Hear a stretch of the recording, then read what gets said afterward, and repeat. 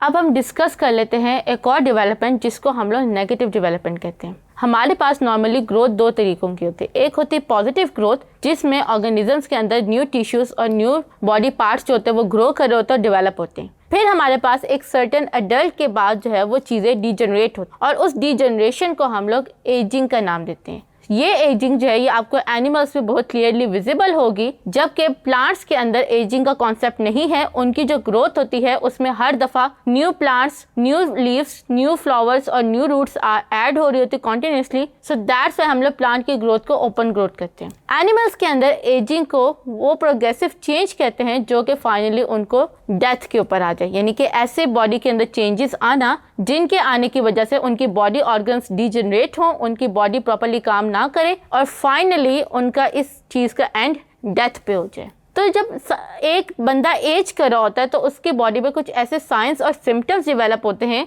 जिनको देखने से फ़ौरन से अंदाज़ा हो जाता है कि ये बंदा जो है वो एज कर रहा है, जिसमें उनके जो हेयर्स होते हैं वो गिरना शुरू कर देते हैं। उनके मेलानोसाइट्स की जो पिगमेंट्स होते हैं उनकी जो है डिक्रीज होना शुरू हो जाती है। मेलानोसाइट ये वो पिगमेंट्स होते हैं जो आपके बालों को ब्लैक कलर देते हैं। तो जब वो कम होंगे तो उन पिगमेंट्स की प्रोडक्शन कम होगी तो आपके बाल ग्रे और वाइट होना शुरू हो जाएंगे। फिर आपकी जो इम्यूनिटी यानी कि न्यूरॉन सेल्स होते हैं, क्योंकि वो नॉन डिवाइडिंग सेल्स हैं, तो with the passage of time वो डैमेज होना शुरू होते हैं, वीक होना शुरू होते हैं और एक टाइम ऐसा आता है कि उनके वीक होने की वजह से आपकी जो सेल्स होते हैं वो प्रॉपर डिवाइड नहीं हो रहे होते और आपकी इम्यूनिटी वीक हो रही होती है। फिर क्योंकि आपकी अगेन नर्वस सिस्टम प्रॉपर काम नहीं कर रहा तो आपको डेफनेस और विजन की फेडिंग के जैसे सिम्टम्स भी जो होंगे वो ओल्ड पीपल्स में नजर आएंगे। देन मैंने आपको बताया क्योंकि मसल्स या ऑर्गन डीजनरेट हो रहे होते हैं तो उन डीजनरेशन ऑफ ऑर्गन्स और टिश्यूज की वजह से ओल्ड लोगों के अंदर जो होता है वो सर्टेन बीमारियां क्रिएट होती हैं, जिसमें आपके पास आर्थराइटिस, हार्ट डिजीजेस और डिफरेंट ऑर्गन डिजीजेस होते हैं। और इन डिजीजेस की मेन रीज़न यही है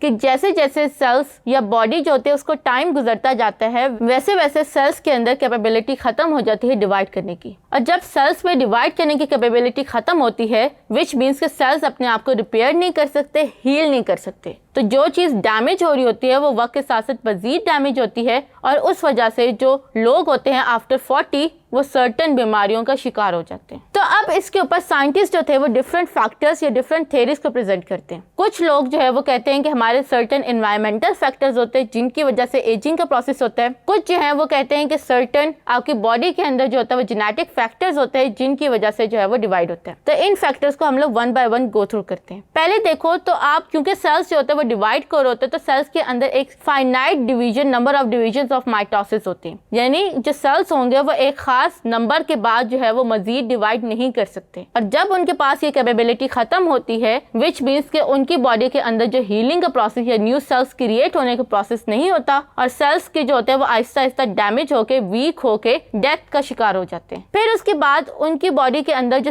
सेलुलर कॉम्पोनेंट होता है उसके अंदर कुछ नई चीजें बनना बंद हो जाती हैं। फॉर एग्जाम्पल जैसे कोलेजिन आपकी स्किन को इलास्टिसिटी देता है, तो जब वो बनना बंद होगा तो स्किन सेल्स जो होते हैं वो रिंकली हो जाते हैं। फिर उसके बाद आपके पास सर्टेन प्रोटीन्स और इंजाइम्स होते हैं, वो भी with the passage of time बनना बंद हो रहे होते हैं और उनकी कमी की वजह से बॉडी के अंदर सर्टेन प्रॉब्लम्स क्रिएट होते हैं। फिर जैसे जैसे सेल्स डिवाइड होते हैं तो उनके अंदर जो होता है वो टिश्यू स्पॉन्टेनियस म्यूटेशंस की वजह से जो सेल्स होते हैं वो डैमेज हो जाते हैं और उन सेल्स की डेथ हो जाती है। अब नए सेल्स बन तो रहे थे लेकिन वो डैमेज होने की वजह से डिस्कार्ड किए जा रहे हैं, तो इस वजह से जो टिश्यू है उसकी रीजनरेशन नहीं होती बल्कि वो with the passage of time मजीद डैमेज होता है और फाइनली खत्म हो जाता है। तो इस तरह से जो एजिंग होती है वो प्रोसेस जो होता है वो कंटिन्यू होता है। एजिंग का प्रोसेस इतना फैसिनेटिंग है कि जितने भी बिलियनियर्स होते हैं वो लाखों इन्वेस्ट करते हैं डेली बेसिस पे इसके रीजंस फाइंड करने के लिए, और इसके रीजंस क्योंकि अगर फाइंड होंगे तो we can control the ageing और हम जो है वो ह्यूमंस के अंदर हेल्दी लाइफ स्पैन इंक्रीज कर सकते हैं।